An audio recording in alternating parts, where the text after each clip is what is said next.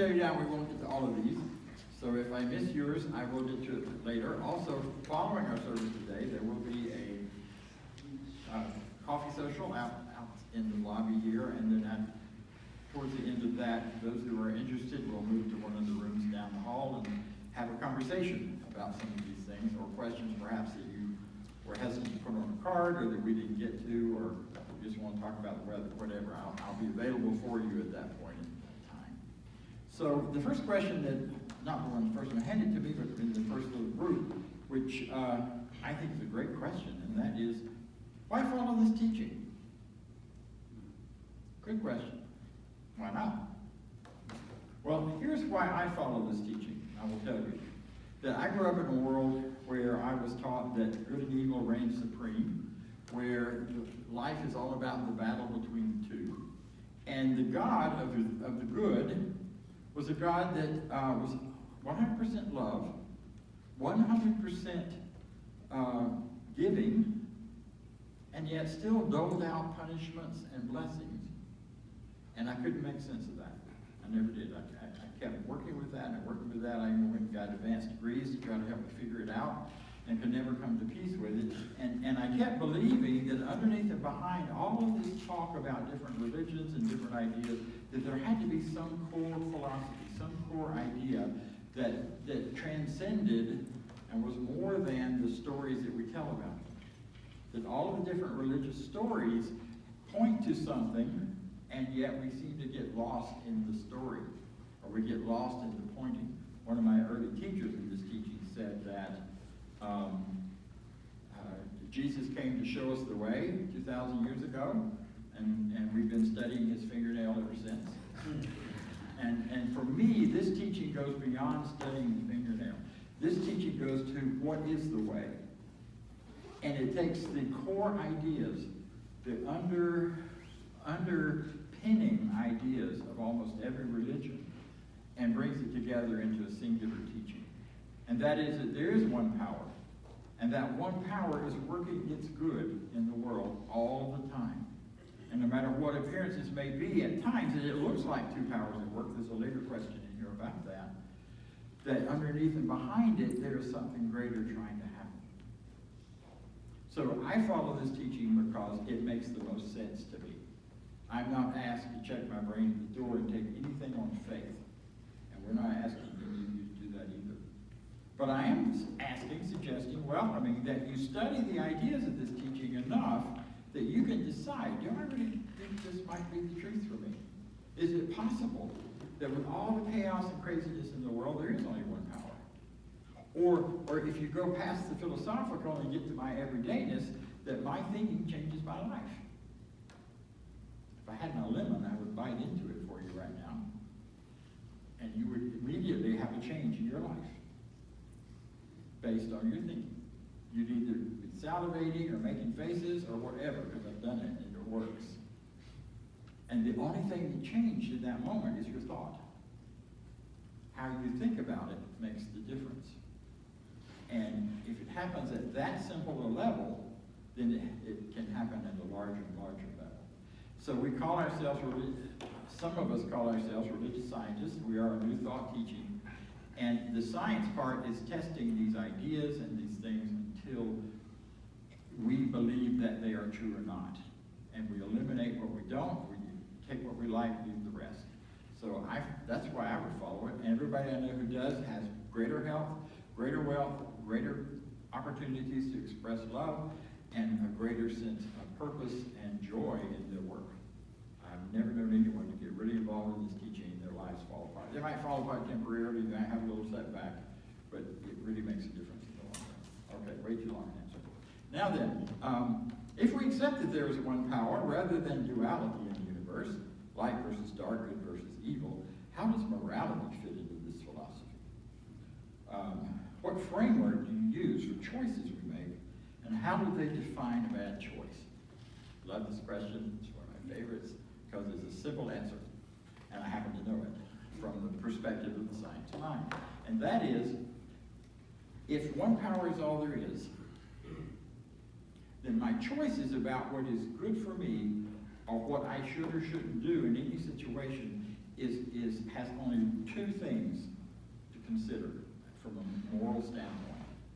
First is, does this choice bring greater life, greater livingness, and a greater, more expansive sense of life? That's the first one. Or does it somehow diminish life and pull it in tighter and suck it in and close it up? And then the second one is, does it do harm to anyone else? I mean, real harm. Not just, make somebody mad or they disagree with you, but really something that would cause hurt or somewhere else. Those are our two principles that we build the morality of this teaching around. And our questions and answers to ourselves about how do we make a certain decision? Does it bring greater life or greater or less life? Does it take me down a path of expansion or a path of collapse? Because you see, if there is one power and we're it, then we have within us this natural, innate desire to expand, to be more, to live more, to know more, to feel more, to love more. So following that would be to look for those things and choose those things in our lives that allow us to do that. Which means sometimes a lot of change comes along for us. But it also, for me, gives me a chance to really think through a decision based on that. Is this greater living or is it less? Am I holding on and closing on? Okay? Clear? Clear. Good. Moving on. We are surrounded by those with ego. Big egos. Oh, I didn't tell you who wrote this. So anyway, it's a great question. How do we spiritually transcend this and create something better? How do we transcend other people's egos or our own? Both. Because you can't really do one without the other. An ego is an interesting thing. It means a lot of different things depending on what perspective you're talking about it from. From the perspective of psychology, it is that inner organizing part of you that you can't live without. Because if your ego dies, then you're going to the dark night of the soul, and you can't, find your way out of the wet paper bag. But, and from the spiritual standpoint of Science of Mind and of Ernest Holmes, our founder, the ego is the spiritual self. The ego is the true self that helps you organize and find your way through life and giving you the very best ideas. Now, in our world today, the popular way we talk about ego is pride, selfishness, bullying sometimes gets put under the umbrella of ego. And we think about it as that part of us that just overrides everything good because I want what I want when I want it, and you get out of the way.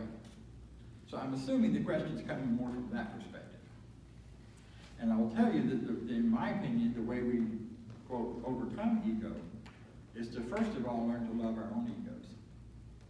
See, if you've got some egotistical thing going in your life where you're charging ahead regardless and you're ignoring everyone else, you're doing that because somehow, some way it served you to learn to do things that way. Somehow, somewhere back there in your history, you got hurt. And therefore, you had to build this external vision or view of yourself to make up for whatever's going on inside. Big ego people, in truth, if you're talking about that kind of big out there, run over your ego stuff, is really somebody who inside doesn't feel so big. And now, is our purpose to psychoanalyze them? No. Our purpose is to love them. The way to overcome that in other people is to do what we teach all the time, and that is to teach namaste. Namaste is from another language. It's from the Sanskrit. It means the spirit in God in me honors the spirit in God in you. Is to recognize that ego that's coming at you, or that you feel like you're being overwhelmed by, is not the truth of that person. And you choose instead to respond to and think about and talk to that person from the standpoint of, this is a divine spiritual being in front of me, and I'm going to relate to the spirit within them. You'll be amazed at how things can change, how people can change, how the way they deal with you will change, because the shift is because you're seeing something in them that is the truth of them. Every one of us are formed spiritual beings. And for some of us, it's hidden more than for others. Some of us are more aware of it. The whole point of this teaching is to become aware of it. You're not bad. You're not wrong. You're not evil, and neither are they. There's only good, and there's only God, and it's alive and well in you. You do it from the inside out, whether it's your ego or someone else's. Love that part of you. My ego likes to wear fancy colored suits and stomp around, and if I could get away with sequins, I would probably do that. And just show off, you know? He's a showman, which makes it possible for me to even stand up here, because there are other parts of me that don't want to go out of my house that would love to just sit and read all the time. So you love every part of you, including those ego sort of things, and appreciate them for what they are, and then recognize none of that is the whole story of you. The whole story of you hasn't yet unfolded. It hasn't yet fully been brought forward and brought out. Let's save that one a little bit later.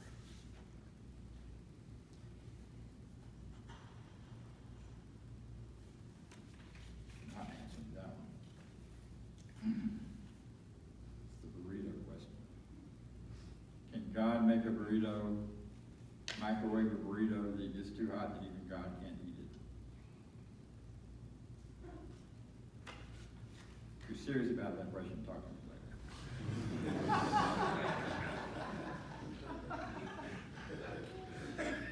It's a good one. They're all good, but here's one that I can't approach an answer to. Our thoughts control our experiences. Does that mean if something bad happens to me, it's my fault? If not, why not? Okay, this one's fun. This one's good. The whole issue of fault starts with the idea that there's something wrong.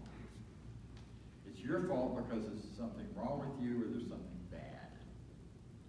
And in my mind, when I hear fault, I always think of asphalt. Asphalt's just laying around out there. I drive on it, I'm done with it. Fault, it does not help any of us to start looking for where the fault of anything is, because fault implies the wrongness. And we live in a universe of oneness, and a universe where that oneness is spirit and God itself. So the more I look for a fault, the more something is going to show up to convince me of a fault. What I'm looking for instead is a possibility, is something to appreciate and to honor and to recognize. Now, to get back to the question, so if something shows up in my life, it's not my fault, but it is my responsibility. My responsibility, because the responsibility means the ability to respond. I am the only one who can really respond to anything that happens in my life. Other people can help me out, other people can step in, they can show me stuff, but when something, quote, bad happens, which I assume means something I don't want, that gets labeled as bad by me or by someone else, then I have a responsibility to deal with that. And I can deal, and it's mine to deal with, it's mine to heal if something needs to be healed. It's mine to change if something needs to be changed. It's mine to adjust, it's mine to know better. I'm the only one that can do it. Does that make it my fault? No.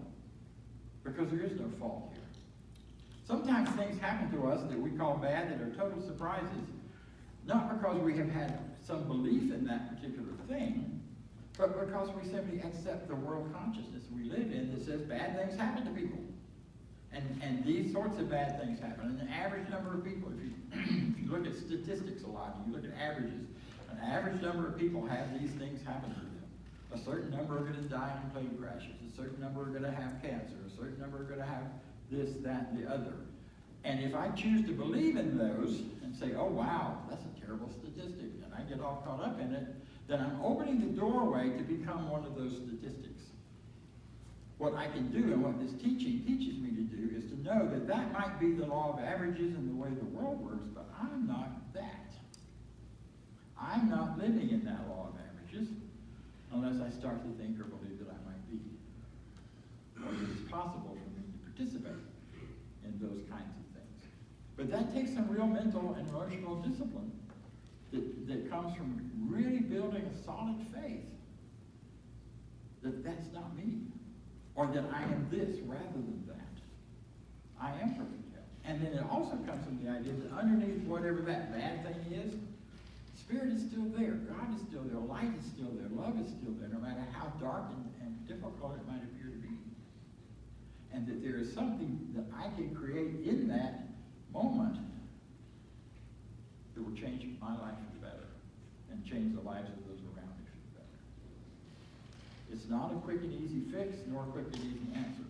But it is certainly a path toward greater and greater living with fewer and fewer surprises as we continue to go and grow with these ideas. One of the ones that I personally battle a great deal is all of the nonsense about aging. My body is getting older. I'm not, but my body is. And it's easy to start buying into all the things because, we're bombarded with how bad off we're supposed to be after a certain age. And as we get older, it gets worse and worse and worse. And, we can expect this to fall apart and that to fall apart. And I have to constantly keep my head cleaned up and say, wait a minute. It's not true for me. It doesn't have to be true for me. Worrying, by the way, about any of that stuff is simply a way to invite it in. Worry about whether I'm going to get it means I'm believing on some level that I could be that person.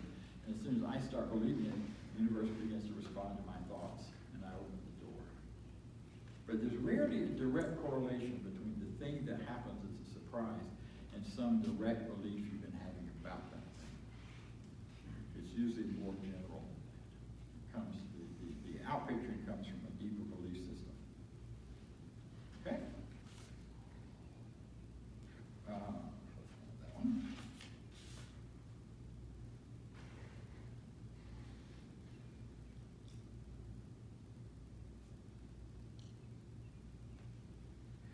Okay. About our center here, what is a concise answer to tell people when they ask, what is this? It's a good one, because I know that people really struggle with that at times. This is a place where you are loved unconditionally and accepted for who you are. If you want to tell people about who we are, don't try to describe what we are, describe what you experience in being here.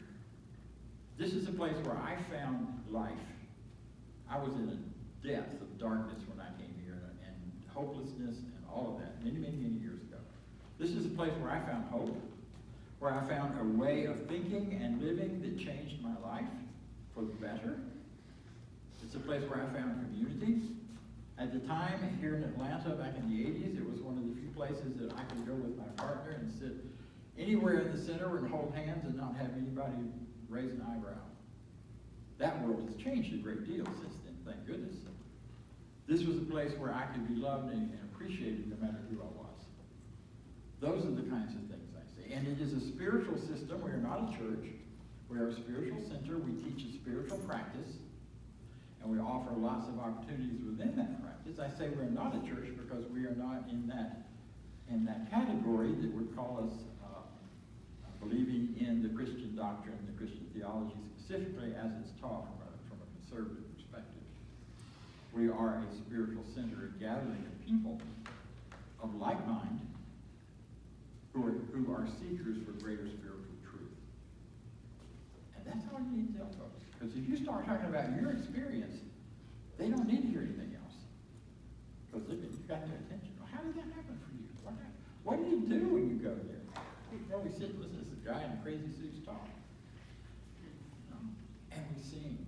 And we talk to each other. And we listen to music. And we have coffee. And we make relationships. And we build a community.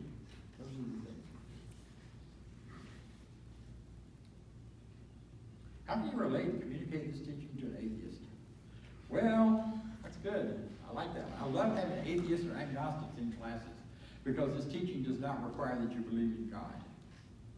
It does require that you have some kind of faith in some kind of system at work in the world, or at least a curiosity about how the world works and how life works. And the philosophy then is all about, you can take it purely secular into a universal field of what is it? A universal, unified field of expression. Deepak talks about it a lot. The physicists talk about it, that there's a universal field, and out of which particles form. And out of those particles, larger particles form. And out of those particles, bodies form, and energies form, and life forms. You don't have to call that God or anything else. You don't have to think about it that way. But scientifically, there is a unified field in which we all live, move, and have our being, and are still fully immersed in and connected with. And it is understandable and predictable. And when you understand how it works, you can use your thoughts to get a different response from it and within it. And that's all it is.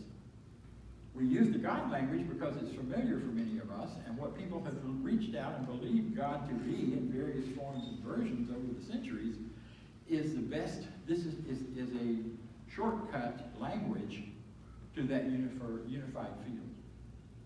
But it isn't necessary to believe in a God to believe this.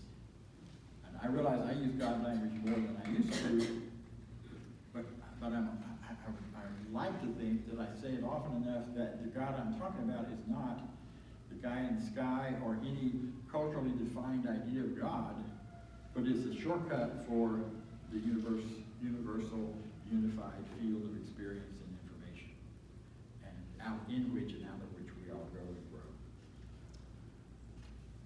Otherwise, tell me, call me if you're not comfortable with that. Okay. What's the best way to turn any idea around when I am sick? Don't think about sick, which is hard to do when you're sick. Oh, I wonder what caused this. Did I cause that? Oh dear. Must be must be because I'm mad at my mom. Well, no, that's the psychologist talking about that stuff. The best thing to do if you're ill is to think about spirit, think about God, think about life, think about truth. Because no matter how ill you are, if you're still on the planet, you're more healthy than you are ill. Your body's still working. Our tendency is to only see the ill places, not the healthy places. And I understand that. When my toe hurts, my toe is the only part of my body that I'm aware of or care about. And yet the truth is, 98% of me is working just fine. And it's healthy. So turn your attention away from, not pretending it's not there. This is not about some sort of pie in the sky. It's not there. Let's all pretend and let's all drink the Kool-Aid and ignore it all. It's about putting your mind and your attention on what is, not what isn't. The presence of illness is the absence of health. Put your mind on health. Spend your time with that. If you're having trouble doing it, call a practitioner.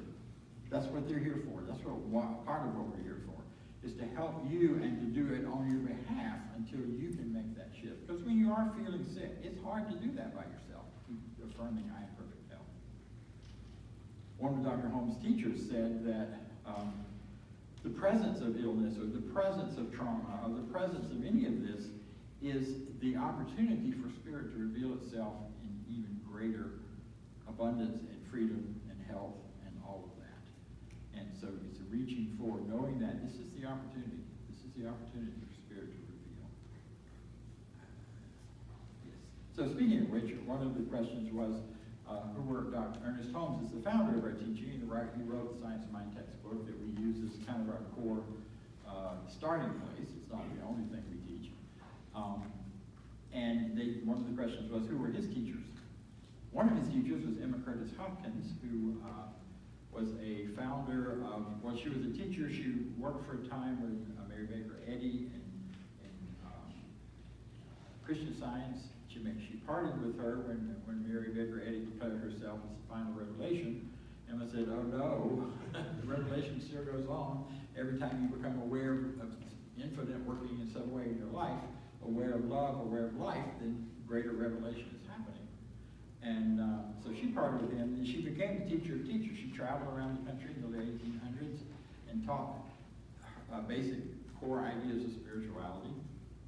Ernest Holmes was her last student. She taught him in a one-on-one situation where he met with her at her hotel room and would come in and sit down, and she would come out in her big flowing robes and sit down and teach and talk, and then she'd go disappear.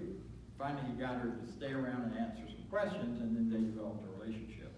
He wrote the Science of Mind textbook shortly after that particular experience with her. Other teachers he had were connected. Huxley was one, a philosopher. Holmes was also not a very bashful person. At that time, they didn't have the internet, so he couldn't sit down and just go chase things to find out. So, but what he did do was, if he heard about some teaching or some new idea happening in the country that he thought might be connected to what he was doing or that he wanted to know about, he went to see them. He would hop a train and go wherever he needed to go in the country and beat on their door till they let him in and talk to him. He didn't go back with second-hand information, he would go with first-hand information. Consequently, he was friends with Albert Einstein. He was friends with Yogananda. He did a lot of correspondence back and forth with Yogananda. He did Einstein did his famous walks in the afternoon, which is when he would contemplate life and things would come forward at that. He and Holmes would do that together occasionally. So he really connected in with the great thinkers of his age. There is some evidence that he knew Bill W. and was involved in helping to formulate and create some of the core ideas and some of the core practices of the Alcoholics Anonymous and other anonymous programs that grew out of that. This is not some off-to-the-side little teaching. This is a core teaching, core ideas that have shaped this country and shaped our world in a big way. How does today's advanced technology affect this teaching? Thank you for this question, because it gives me a chance to say we have a website. And one of the ways it has affected this teaching is that we don't communicate with each other the same way we used to. We also don't learn the same way we used to. You know, the people who are studying learning theory and how it works have become very aware that in our modern day of short messages and fast change and the idea of someone coming and sitting in a classroom for 2.5 hours and listening to someone talk and then doing that for a 12-week period is just kind of ridiculous.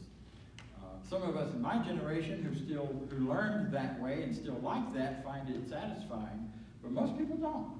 One of the ways that technology has affected us is not so much in the core of what we teach, but the way in which we bring it forward.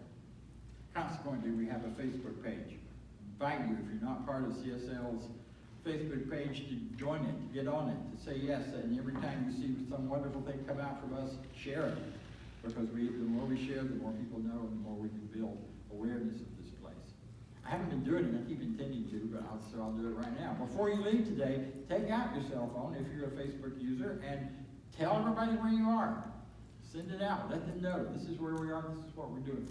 Our website is being revamped and cleaned up right now. We're going to be bringing it back into the 21st, where we are, to the current place, whatever century this is, and getting it caught up and brought into a greater expression. Any of you who are gifted at some of these areas, please yell. Coming up soon as I have the technology people to help me do it, we're going to start using this screen and projector so you don't just have to look at my pretty face, you can look at my pretty face and pictures while I'm talking. And while we're talking and while we're doing various things, you can see our announcements up there instead of me just reading them to you, or you get them in your email or whatever. If you're not getting our newsletter, sign up out front, because that's a great way to keep up with what goes on. It comes out about twice a month, and we'll keep you posted. So thank you.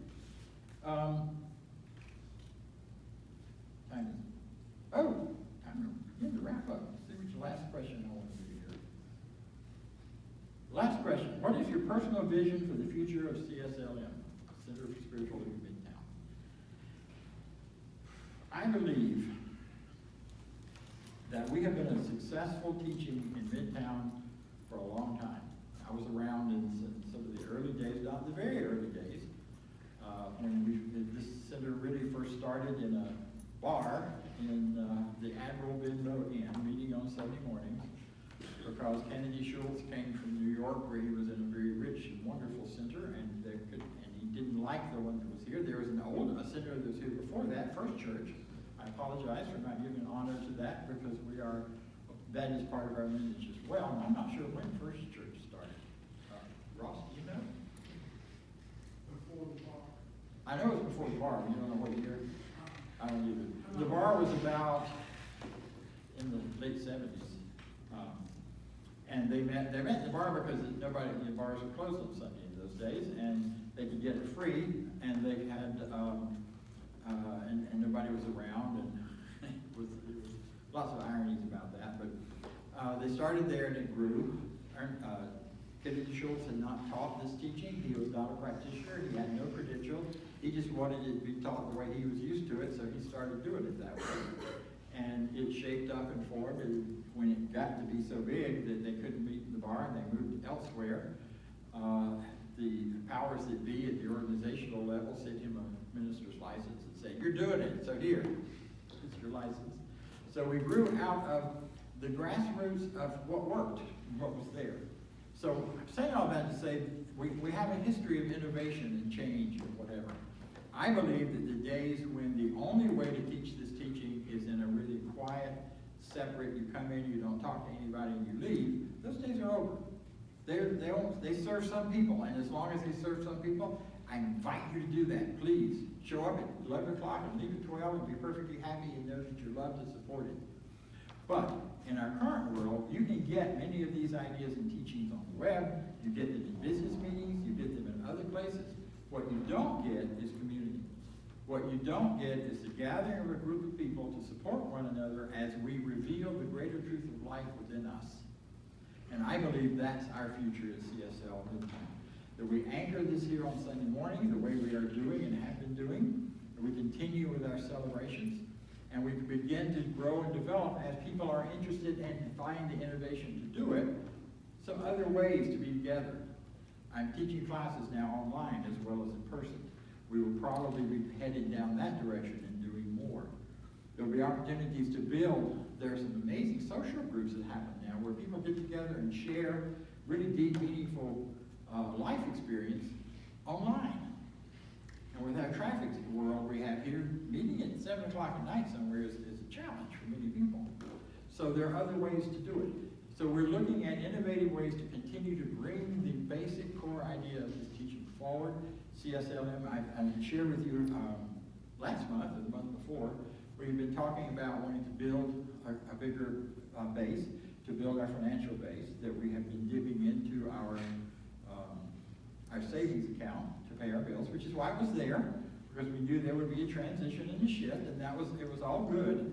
Now I can tell you quite joyfully that in both April and May, all of our bills were paid without dipping into our savings account. So thank you. So we're through this, but with anytime there's a minister change in place, there's a shift. And there's always the bumpy rocking back and forth while people figure out, is this guy going to be who I want to be with? Is this the center I want to be with now that it's changed leadership and changing character and culture and all of that? And we're in the midst of that right now. Some people are finding it doesn't work. Other people are saying, oh, wow, I want to be here. We can do this. So we're getting people coming and going. And that's, again, as it should be. Life is not about stagnant staleness of any kind. So I see us as a successful, growing, thriving center. We are continuing to do that. We're continuing to move in that direction, and I don't see anything opposing that, anything that could stop us. And those who are finding this to be a place they resonate with are coming and participating, and those who don't aren't. They're finding their own place. I wouldn't want you to be anywhere except a place that resonates with you and with me. So that my vision is we go, we grow, we continue to bring this teaching forward, and we do it with ease and grace. Because you're wonderful, and so am I, and so it is.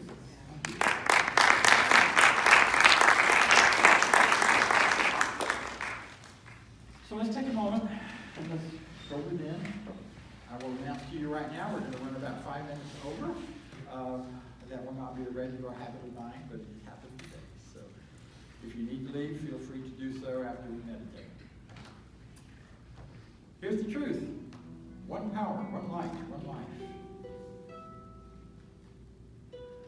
And I know that within me is that true spiritual being, that true spiritual self, that unfolds with ease, with grace,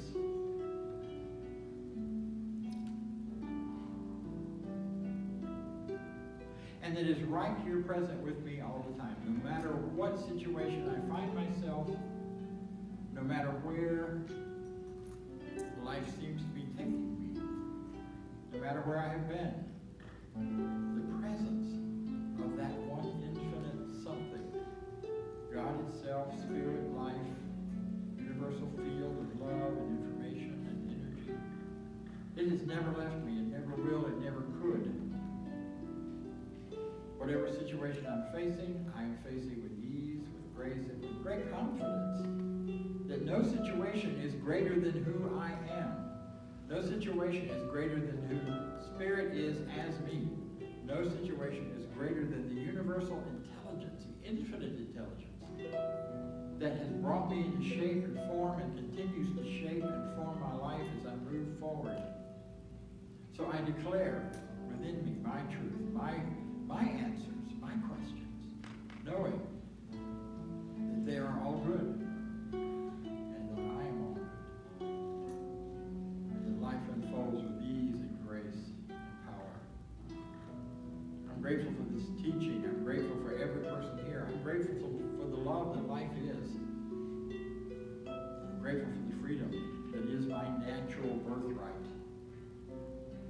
And I'm grateful that I'm supported and celebrated in expressing my freedom, whatever way I am guided and directed. So in that gratitude and ease right here and now, I can release this treatment, knowing this work is complete for now, and more is great, the best is yet to come. I let this be so. And so it is. So join us if you'd like as we celebrate our prosperity. We're celebrating your prosperity. We're also celebrating the prosperity of the center. As you give and contribute and bring your gifts to the center, we do so with joy, with ease. We like to say, give till it feels good. Give till you, because your giving simply keeps that circulation going for yourself as well as for all of us. So thank you first of all for your great contributions, and for those of you who have gone above what you've done before in order to turn this thing around. And I am extremely grateful for that from all of you. So whether you're giving a good thought, treatment, an idea, or bucks, we appreciate it and we say thank you. Join me as we celebrate our affirmation of prosperity. I live in a universe of abundance as I freely and joyfully give. I join in the